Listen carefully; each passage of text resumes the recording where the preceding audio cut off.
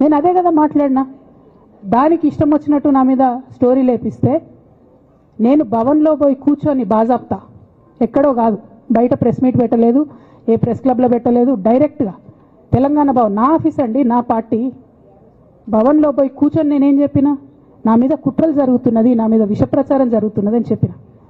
నేను రామన్నను బుజ్జగించి గడ్డం పట్టుకొని అడుగుతా ఉన్నా, అన్న నీ చెల్లెని,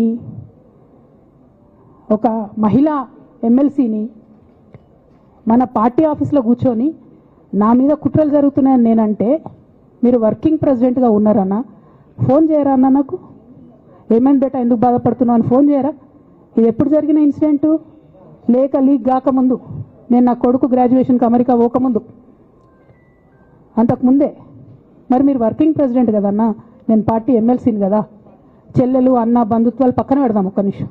ప్రొఫెషనల్ సెటప్లో ఒక పొలిటికల్ పార్టీలో ఒక మహిళా ఎమ్మెల్సీ భవన్లో కూర్చొని నా మీద కుట్రలు జరుగుతున్నాయంటే మీరు మాట్లాడినరా అన్న?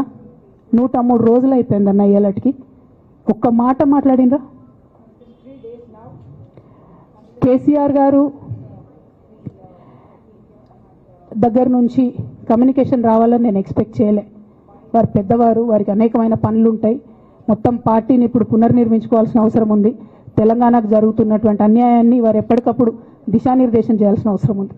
కానీ వర్కింగ్ ప్రెసిడెంట్ గారి దగ్గర నుంచి ఫోన్ రాకపోవడం మాత్రం ఒక మాట అనిపించింది నాకు.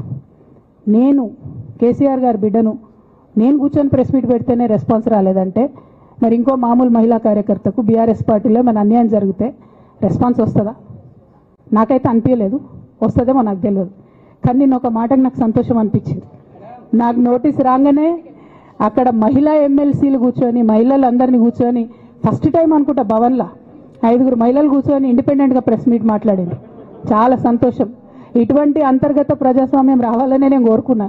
మహిళలకు, ఎస్సీలకు, ఎస్టీలకు, బహుజనులకు కోటరీల అడ్డంకులు లేకుండా యాక్సెస్ రావాలి, అది మైక్కి యాక్సెస్ రావాలి, బాస్కి యాక్సెస్ రావాలనే నేను అనుకున్నా. అది జరిగింది, చాలా సంతోషం.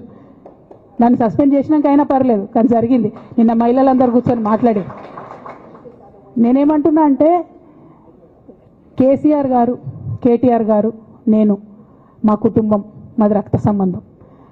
పదవులు పోతేనో, పార్టీలకు వెళ్ళి సస్పెండ్ చేస్తేనో పోయేటటువంటి బంధం కాదు.